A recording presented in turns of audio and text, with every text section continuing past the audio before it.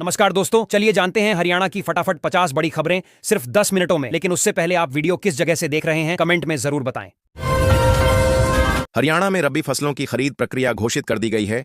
इस साल खरीद 20 मार्च से 30 अप्रैल तक चलेगी। किसानों को अपनी उपज समय पर उचित मूल्य पर बेचने का अवसर मिलेगा। राज्य सरकार ने कहा है कि सभी केंद्रों पर पारदर्शी और सुगम व्यवस्था सुनिश्चित की जाएगी। हरियाणा में अब हर हेपेटाइटिस मरीज का पूरा डिजिटल रिकॉर्ड तैयार किया जाएगा। सभी जांच, उपचार और मेडिकल जानकारी ऑनलाइन दर्ज होगी। स्वास्थ्य विभाग ने कहा कि इस कदम से मरीजों का डेटा सुरक्षित रहेगा और डॉक्टरों को तुरंत जानकारी उपलब्ध होने से इलाज में सुविधा और तेजी आएगी। हरियाणा में सरकारी नौकरियों की तैयारी कर रहे युवाओं के लिए अच्छी खबर है। हरियाणा कर्मचारी चयन आयोग ने घोषणा की है कि भर्ती परीक्षाओं में अभ्यर्थियों को अब मुफ्त यात्रा सुविधा दी जाएगी। इसका उद्देश्य परीक्षार्थियों की सुविधा बढ़ाना और परीक्षा में भागीदारी को सुलभ बनाना है। हरियाणा में ट्रैवल एजेंटों के लिए सख्त कानून बनाने की योजना है। यह कदम डोंकी रूट पर तीसरी बार हुई समस्याओं के मद्देनजर उठाया जा रहा है। नए कानून से अवैध गतिविधियों पर रोक लगेगी और यात्रियों की सुरक्षा सुनिश्चित होगी। अधिकारियों ने एजेंटों और जनता से नियमों का पालन करने की अपील की है। हरियाणा सरकार ने राज्य की 602 पंजीकृत गौशालाओं को बड़ी सौगात दी है। सरकार ने गौशालाओं में गौवंश के पालन पोषण के लिए 68.34 करोड़ रुपए की चारा अनुदान राशि जारी की है। इस राशि से गौशालाओं को पशुओं के चारे और देखभाल में सहायता मिलेगी तथा गौवंश संरक्षण को भी मजबूती मिलेगी। हरियाणा के फरीदाबाद में प्रदूषण नियंत्रण के लिए 926 करोड़ रुपए का मेगा प्लान तैयार किया गया है। योजना के तहत 3 आधुनिक कॉमन एफ्लुएंट ट्रीटमेंट प्लांट लगाए जाएंगे। इन प्लांटों से औद्योगिक क्षेत्रों के गंदे पानी का शोधन होगा, जिससे पर्यावरण संरक्षण और जल प्रदूषण नियंत्रण में मदद मिलेगी।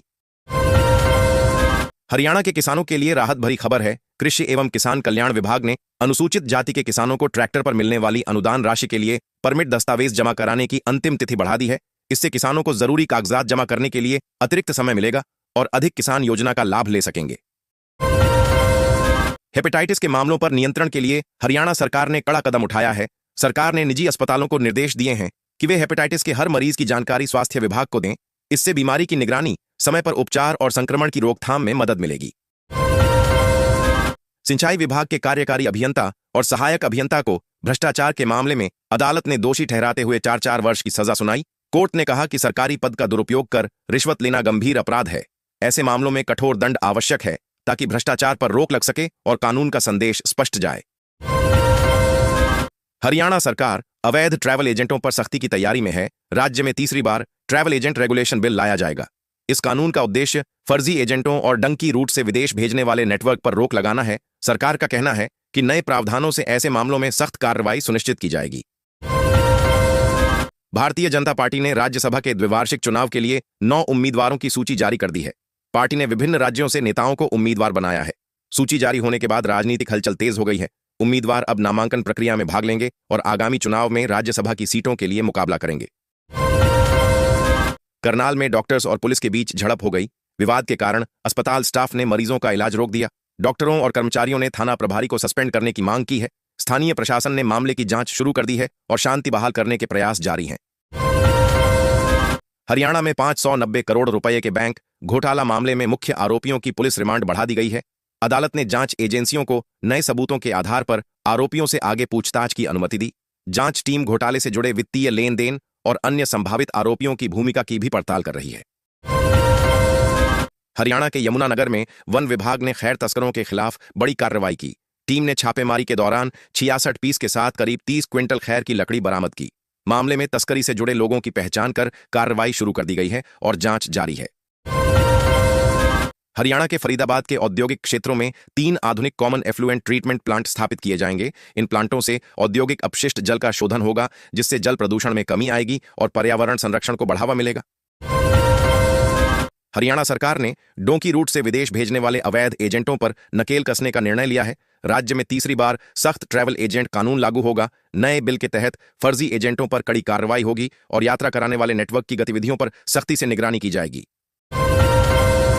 हरियाणा सरकार ने किसानों के लिए बड़ी खुशखबरी दी है। जैविक खेती को बढ़ावा देने के लिए राज्य में अगले 5 वर्षों तक 10,000 रुपए प्रति एकड़ प्रतिवर्ष का अनुदान मिलेगा। इससे किसानों की आय बढ़ेगी और पर्यावरण संरक्षण में भी मदद होगी। हरियाणा में बुनियादी ढांचे को मजबूत करने के लिए 4 शहरों में नए बस अड्डे बनाए जाएंगे। इस परियोजना पर करीब 3,500 करोड़ रुपए खर्च होंगे। साथ ही परीक्षार्थियों को मुफ्त यात्रा सुविधा देने के लिए विशेष ऑनलाइन पोर्टल भी तैयार किया जाएगा, जिससे उन्हें परीक्षा केंद्र तक आने जाने में आसानी होगी। हरियाणा में महिलाओं के लिए बड़ी खुशखबरी है। राज्य सरकार ने लाडो लक्ष्मी योजना का दायरा बढ़ा दिया है।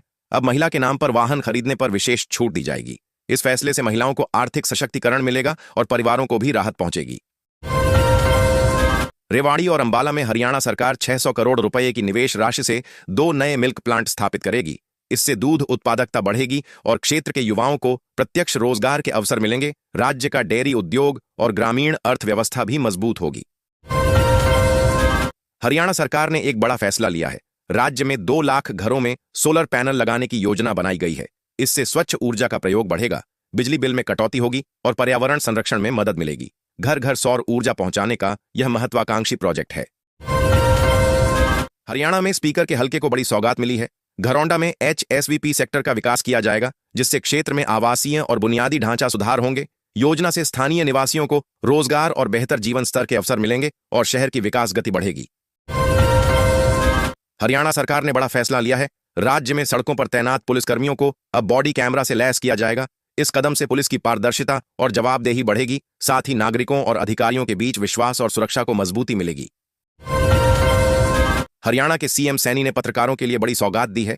उन्होंने आपातकालीन सहायता राशि को बढ़ाकर 5 लाख रुपये करने का ऐलान किया। इस कदम से पत्रकारों और उनके परिवारों को आपदा और आकस्मिक परिस्थितियों में वित्तीय सुरक्षा मिलेगी। हरियाणा के अग्निवीरों के लिए खुशखबरी है। सीएम सैनी ने बजट में बम्पर ऐलान करते हुए उनकी भविष्य निधि और सुविधाओं में सुधार का वादा किया। इससे अग्निवीरों को आर्थिक सुरक्षा, सम्मान और अतिरिक्त लाभ मिलेंगे, जो उनके साहसिक और सेवा कार्यों को प्रोत्साहित करेगा। हिसार में हरियाणा सरकार ने 30 करोड़ रुपए की लागत से पशु चिकित्सा महामारी विज्ञान केंद्र बनाने की घोषणा की है। केंद्र का उद्देश्य पशुओं में फैलने वाली बीमारियों पर शोध, निगरानी और रोकथाम करना है। इससे राज्य में पशुपालन और सार्वजनिक स्वास्थ्य सुरक्षा मजबूत होगी। हरियाणा में पुलिसिंग व्यवस्था को और पारदर्शी बनाने की दिशा में बड़ा कदम उठाया गया है। नायब सिंह सैनी ने 5000 बॉडी कैमरे देने की घोषणा की है। इन कैमरों से हरियाणा पुलिस की हर गतिविधि रिकॉर्ड होगी, जिससे जवाबदेही बढ़ेगी और कानून व्यवस्था मजबूत होगी। हरियाणा के फतेहाबाद में जनगणना 2027 की तैयारियां शुरू हो गई हैं। इस बार जनगणना डिजिटल होगी और घरों का डेटा मोबाइल ऐप के माध्यम से दर्ज किया जाएगा। इससे डेटा संग्रह में सटीकता और पारदर्शिता बढ़ेगी और जनसांख्यिकी योजनाओं की गुणवत्ता सुधरेगी। पानीपत की पंजीकृत 30 गौशालाओं को बड़ी राहत मिली है। प्रशासन ने 3 माह के चारा अनुदान के चेक जारी करने का निर्णय लिया है। इस सहायता से गौशालाओं में पशुओं के भरण पोषण में सहूलियत होगी और संचालकों को आर्थिक सहयोग मिलेगा। हरियाणा सरकार ने घोषणा की है कि राज्य में AI और डिजिटल कॉलेज जल्द शुरू होगा। इसका उद्देश्य कृत्रिम बुद्धिमत्ता, डेटा विज्ञान और डिजिटल कौशल में छात्रों को प्रशिक्षण देना है। इससे युवाओं को भविष्य के रोजगार और तकनीकी अवसर मिलेंगे और राज्य की डिजिटल अर्थव्यवस्था को मजबूती मिलेगी। हरियाणा सरकार ने 5360 पेड़ों को प्राणवायु देवता पेंशन के तहत शामिल करने का ऐलान किया है। इसका उद्देश्य पर्यावरण संरक्षण और हरित आवरण बढ़ाना है। सरकार की योजना के तहत पेड़ों की देखभाल और सुरक्षा पर जोर दिया जाएगा, ताकि राज्य में हवा की गुणवत्ता और जैव विविधता सुधरे। हरियाणा सरकार ने बजट 2026 से 27 में पत्रकारों के लिए विशेष राहत का ऐलान किया है, जिसमें आपदा/आकस्मिक परिस्थितियों में पत्रकारों को आर्थिक सहायता राशि बढ़ाने का निर्णय शामिल है। मीडिया जगत में इसे सामाजिक सुरक्षा के लिए महत्वपूर्ण कदम बताया गया है। हरियाणा में 27 साल सेवा के बाद बर्खास्त कांस्टेबल को न्याय मिला है। पंजाब हरियाणा हाईकोर्ट के फैसले के तहत अब उनकी विधवा को पेंशन मिलेगी। न्यायिक निर्णय से सेवा कर्मचारियों के अधिकारों की सुरक्षा और परिवारों की सामाजिक सुरक्षा सुनिश्चित होगी। हिसार के हरियाणा कृषि विश्वविद्यालय को बी हाइव स्ट्रिप हैंगर कम स्पेसर के लिए पेटेंट मिला है। यह नवाचार मधुमक्खी पालन और कृषि तकनीक में सुधार लाएगा। विश्वविद्यालय के अनुसंधान से किसानों को उत्पादन बढ़ाने और संसाधन बचाने में मदद मिलेगी। हरियाणा सरकार ने घोषणा की है कि राज्य में एंटी टेररिस्ट स्क्वाड का गठन होगा। साथ ही 21 नए स्टेडियम बनाए जाएंगे और EWS वर्ग के लिए फ्लैट्स का निर्माण किया जाएगा। इन कदमों से सुरक्षा, खेलकूद और आवासीय सुविधा में सुधार होगा। रेवाड़ी में होली से पहले अपराधियों की नकेल कसी गई। पुलिस ने ऑपरेशन आक्रमण चलाकर अलग अलग मामलों में 60 आरोपियों को गिरफ्तार किया। अभियान से कानून व्यवस्था मजबूत हुई और त्योहारों के समय नागरिकों की सुरक्षा सुनिश्चित करने का संदेश दिया गया। हरियाणा सरकार ने निर्देश जारी किए हैं कि एचसीएस अधिकारियों जल्द अपनी वार्षिक प्रॉपर्टी रिटर्न भरें। यह कदम पारदर्शिता और जवाबदेही बढ़ाने के लिए लिया गया है। सरकार ने अधिकारियों को समय सीमा का पालन करने और रिटर्न भरने में किसी भी देरी से बचने का निर्देश दिया है। हरियाणा विधानसभा में होली मिलन समारोह का आयोजन किया गया। कार्यक्रम में सेरेमोनियल गेट पर फूलों की होली खेली गई, जिससे उत्सव का रंग और आनंद बढ़ा। इस अवसर पर विधायक और अधिकारी एक दूसरे को होली की शुभकामनाएं देकर सौहार्द और मिलन का संदेश फैलाए। हरियाणा सरकार ने बड़ा ऐलान किया है। राज्य की पुलिस भर्ती में अग्निवीरों को 20% आरक्षण मिलेगा। इस कदम से सेवानिवृत्त अग्निवीरों को रोजगार के अवसर मिलेंगे और उनकी सेवा और योगदान को सम्मानित किया जाएगा। साथ ही पुलिस बल में नई ऊर्जा भी आएगी। हरियाणा में छात्रों के लिए आधुनिक शिक्षा को बढ़ावा देने के लिए एआई और डिजिटल कॉलेज स्थापित किए जाएंगे। इन कॉलेजों में विद्यार्थी कृत्रिम बुद्धिमत्ता, डिजिटल तकनीक और स्मार्ट लर्निंग टूल्स से सीधे परिचित होंगे। इससे उनकी तकनीकी दक्षता बढ़ेगी और भविष्य की नई नौकरियों के लिए तैयार किया जाएगा। हरियाणा सरकार ने युवाओं को बेरोजगारी से बचाने का बड़ा कदम उठाया है। बजट और नीतियों में विकास, रोजगार और डिजिटल सशक्तिकरण पर विशेष फोकस रखा जाएगा। प्रशिक्षण, स्टार्टअप्स, डिजिटल कौशल और नौकरी अवसरों के माध्यम से युवाओं को आत्मनिर्भर बनाने का लक्ष्य है। हरियाणा में किसानों के हित में बड़ा कदम उठाया गया है। सरकार ने हरियाणा एग्री डिस्कॉम बनाने की घोषणा की है। इसका उद्देश्य किसानों को सस्ती और सुनिश्चित बिजली आपूर्ति देना है, जिससे खेती में लागत कम होगी और उत्पादन बढ़ाने में मदद मिलेगी।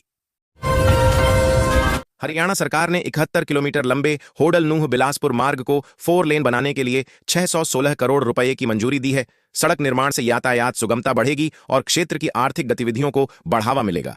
परियोजना में आधुनिक सुविधाओं और सुरक्षा उपायों को भी शामिल किया जाएगा। अंबाला के कई स्कूलों को बम धमकी मिलने के बाद सुरक्षा एजेंसियां पूरी तरह सतर्क हो गई हैं। एहतियात के तौर पर सभी स्कूलों में गहन तलाशी अभियान चलाया जा रहा है। पुलिस और प्रशासन हालात पर नजर बनाए हुए हैं। 5500 पुलिस वर्दियों के लिए भर्ती प्रक्रिया तेज हो गई है। 7 तारीख से करीब 3 लाख युवाओं की शारीरिक दक्षता परीक्षा शुरू होगी। पंचकूला में फिजिकल टेस्ट आयोजित किए जाएंगे, जहां अभ्यर्थियों की दौड़ और अन्य मानकों की जांच होगी। प्रशासन ने सुरक्षा और पारदर्शिता के पुख्ता इंतजाम किए हैं। हरियाणा के किसानों को बड़ी राहत मिली है।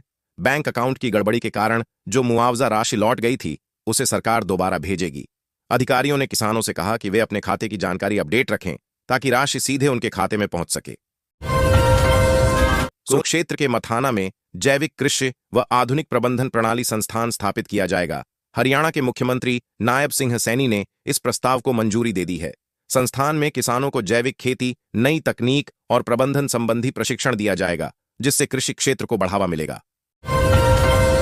गुरुग्राम में औद्योगिक विकास को बढ़ावा देने के लिए 3 नए इंडस्ट्रियल एरिया विकसित किए जाएंगे। इसके लिए 12 गांवों की करीब 1800 एकड़ जमीन खरीदी जाएगी।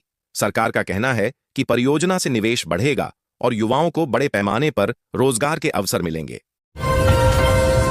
एचपीवी वैक्सीन बेटियों को सर्वाइकल कैंसर से बचाने में मदद करेगी। यह सुरक्षा कवच महिलाओं में इस खतरनाक बीमारी के जोखिम को कम करता है। स्वास्थ्य विभाग ने इसे समय पर लगाने पर जोर दिया है, ताकि युवतियों का भविष्य सुरक्षित और स्वस्थ रहे। हरियाणा सरकार ने रोड भवनों के नवीनीकरण के लिए 150 करोड़ रुपए की राशि मंजूर की है। यह योजना अगले 3 वर्षों में पूरी की जाएगी। सुधारित सड़कें यात्रा को सुरक्षित और सुविधाजनक बनाएंगी। साथ ही स्थानीय अर्थव्यवस्था और परिवहन व्यवस्था को भी मजबूती मिली।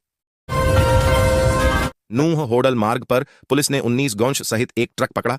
चालक को तुरंत गिरफ्तार कर लिया गया। अधिकारियों ने कहा कि अवैध गौंश परिवहन रोकने के लिए कार्रवाई लगातार जारी रहेगी और नियम तोड़ने वालों के खिलाफ सख्त कदम उठाए जाएंगे। गुरुग्राम के किसानों के लिए बड़ी राहत। राज्य सरकार ने घोषणा की कि चुनिंदा किसानों को ट्रैक्टर आधे दाम में उपलब्ध कराया जाएगा। यह कदम कृषि सुधार और किसानों की आर्थिक मदद के लिए उठाया गया है। योजना से खेती में लागत कम होगी और उत्पादन बढ़ाने में मदद मिलेगी। हरियाणा सरकार की मुख्यमंत्री शहरी आवास योजना के तहत बीपीएल परिवारों के लिए अफोर्डेबल फ्लैट बुकिंग 25 फरवरी 2026 से शुरू होगी। पात्र परिवार केवल 1.50 लाख रुपए में फ्लैट बुक कर सकेंगे। यह योजना आर्थिक रूप से कमजोर वर्ग को अपना घर देने और उनकी जीवन शैली सुधारने का बड़ा कदम है। नारनौंद से विधायक जस्सी पेटवाड़ ने विधानसभा में अपने क्षेत्र के किसानों की समस्याओं को उठाया। उन्होंने कहा कि भीषण बारिश और बाढ़ से खेतों में पानी भरा रहा, फसलें नष्ट हुईं और किसानों को भारी नुकसान झेलना पड़ा है। उन्होंने सरकार से समाधान की मांग की। हरियाणा में IDFC first bank fraud case के नाम से चर्चित मामला सामने आया है, जिसमें चंडीगढ़ स्थित बैंक शाखा में सरकारी खाते से लगभग 590 करोड़ रुपए की कथित धोखाधड़ी हुई। 4 आरोपियों, जिनमें 2 पूर्व बैंक कर्मचारी शामिल हैं, को हरियाणा एंटी करप्शन ब्यूरो ने गिरफ्तार किया। हरियाणा सरकार ने खिलाड़ियों को प्रोत्साहन देने के लिए बड़ा कदम उठाया है। राज्य में खिलाड़ियों को पुरस्कार राशि और छात्रवृत्ति के रूप में 536 करोड़ रुपए वितरित किए गए हैं। इस पहल का उद्देश्य खेल प्रतिभाओं को आर्थिक सहयोग देना और युवाओं को खेलों के प्रति प्रेरित करना है। सरकार ने कहा कि भविष्य में भी खिलाड़ियों को हर संभव सहायता दी जाएगी। दिल्ली NCR में मौसम ने फिर करवट ली है। हल्की ठंड दोबारा महसूस होने लगी है। मौसम विभाग के अनुसार हिमाचल प्रदेश से लेकर हरियाणा तक बारिश की संभावना है। बादल छाए रहेंगे और तापमान में गिरावट दर्ज हो सकती है। रामशरण माजरा के प्रयास से क्षेत्र में नया राजकीय कॉलेज खुलने जा रहा है। इससे शिक्षा के अवसर बढ़ेंगे और युवाओं को उच्च शिक्षा के लिए दूर न जाना पड़े। स्थानीय अर्थव्यवस्था और रोजगार पर भी इसका सकारात्मक असर होगा, जिससे क्षेत्र का समग्र विकास होगा।